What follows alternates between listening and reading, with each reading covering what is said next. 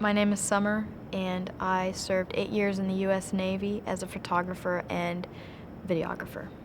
I deployed to Iraq for 6 months. I was with the infantry during the whole time. Air raids, land raids, just everything that they do, I had to go with. Women weren't really allowed to be, or they still think they're not allowed to be in the frontline infantry.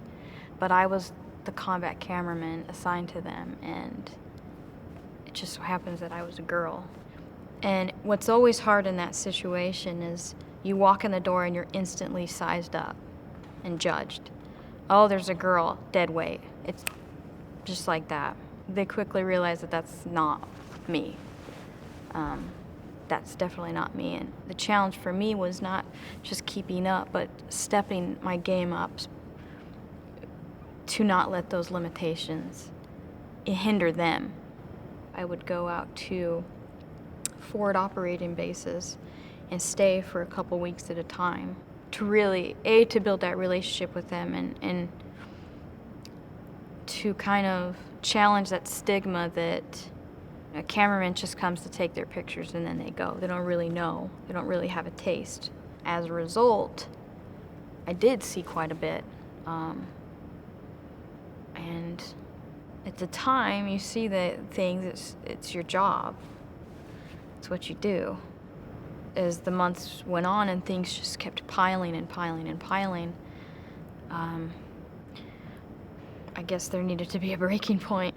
Something really terrible happened. A couple people died.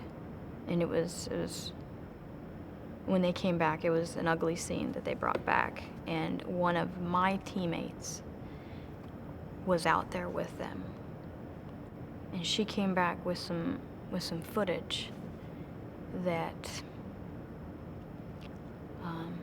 the blast it had jolted her camera and the mechanics and everything, so she didn't get much. I had to create a report, and so I had to take those 7 frames and slow them down. It wasn't just the video. You see, those are my brothers crawling on the ground. Those are my brothers. And that's my sister, who will never be the same. Just like the world kind of stopped at that moment. But you roll on. He's like, I have a job to do. So a couple weeks went by. I did take some leave, and I come back to the command. I was having issues with like proximity of people coming close to me or loud sounds and stuff. That's when I took a step back, and on my own volition, I went and started talking to somebody. What was prescribed to me was something called, exposure therapy, where you take one event and, like, I guess, the heaviest, the most painful one, and he forces you to talk through it. You want to get mad, but he's just trying to help you.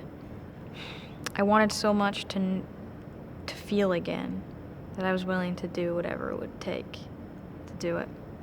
So that was our treatment, was the repetitive exposure and talking it through and forcing myself to emotionally experience it. Through that structure, through his guidance, he started me on the path of moving through it. When I first got out, I moved back in with my family. It was not an easy time. Unemployed for a long time, moving with your parents. I didn't take an active role in going to the VA and getting started there again. I was offered a job out in Tampa, in Florida. First job offer I had gotten since getting out. I registered with the VA here and immediately said, okay, I need to get in with the mental health clinic, and met with a civilian doctor, sat with him, and I told him all the things that I had done with the other fellow, and he said, I think that's exactly what we need to continue. Exposure therapy and medication for anxiety, that in tandem got us to a point where I could actually talk about it. And to me, that's success. Being able to then take an overseas assignment to Afghanistan to teach video productions and broadcast journalism to Afghans in a combat zone. I count that as a success. And I attribute a lot of that to the very intense treatment that I did receive at the VA. I can have a conversation, I can make friends, I can talk about things that are hard. Yes, I get my heart starts to get a little heavy when I talk about it, but it has taught me how to move through that emotion. You have to think about, is this what I want my life to be like, this very moment for the rest of my life? You need to get help. And that takes a good hard look in the mirror. You can find happiness. You can find joy. You can find relief. It's for your own good. It's for your family's good. It's for your community's good. It's for your country's good.